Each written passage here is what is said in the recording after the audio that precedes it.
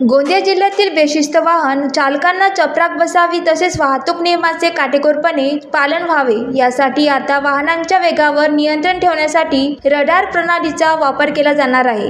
यामुळे वेगमर्यादेचे उल्लंघन, लेन cutting, seat belt न लावणे, हेल्मेट नसणे आणि इतर वाहतूक नियमांचे उल्लंघन करणाऱ्यावर लक्ष ठेवता येणार आहे। याशिवाय तात्काळ ई-चलन पाठवून दंडही ठोठावता येईल। वाहनधारकाला ई-चलनामध्ये किती दंड झाला आहे याची माहिती मिळणार आहे। यात वाहन थांबविण्याची गरजही पडणार नसून वाहन चालकासह प्रवाशांच्या वेळेचा अपव्यय थांबवण्यास मदत होणार आहे। महाराष्ट्र शासनाने रडार वाहन आम्हाला दिलेलं आहे। त्याच्यामध्ये एका तासामध्ये साधारणतः 700 चलन पुढील आणि मागच्या बाजूने ते कंटिन्युअस सेन्स करून 700 चलन एका तासामध्ये जनरेट होऊ शकतात। मग त्यामध्ये हेल्मेट न वापरणं असेल, ओव्हर स्पीडिंग असेल, सीट बेल्टचा न वापर करणं किंवा ट्रिपल सीट जाणे, असे खूप सगळे ऑफेन्सेस त्यामध्ये कव्हर आहेत।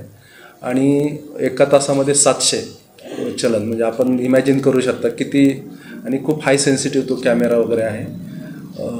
आणि तात्काळ तुम्ही इथून समजा एक अर्ध्या किलोमीटर जाल तर लगेच तुम्हाला तुमच्या मोबाईलवर चलन दिसेल की तात्काळ चलन जनरेट केलं। किती वाहन झाले सर? एकच वाहन आहे, त्याला सध्या रडार बसवलेला आहे, त्यात लवकरच कार्यान्वित होईल। जिल्ह्यामध्ये कोणत्या ठिकाणी नाही, आता ते आम्ही जिल्ह्यात प्रत्येक तालुक्याला फिरू आणि त्याला असं आहे की साधारणतः एक अर्धा किलोमीटरच्या परिघातलं ते तात्काळ कॅच करेल। अशी वाहने किती येणार आहेत सर आपल्याकडे? नाही, सध्या तरी एकच आहे, प्रत्येक जिल्ह्याला एक, पण भरपूर चलन होतील ना। एका तासात जर 700 चलन जनरेट होत आहेत तर खूप झालं ना।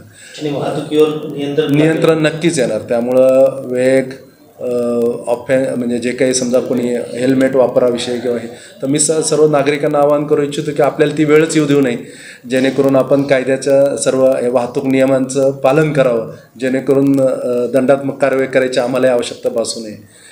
आणि विदर्भ सिटी न्यूज, गोंदिया।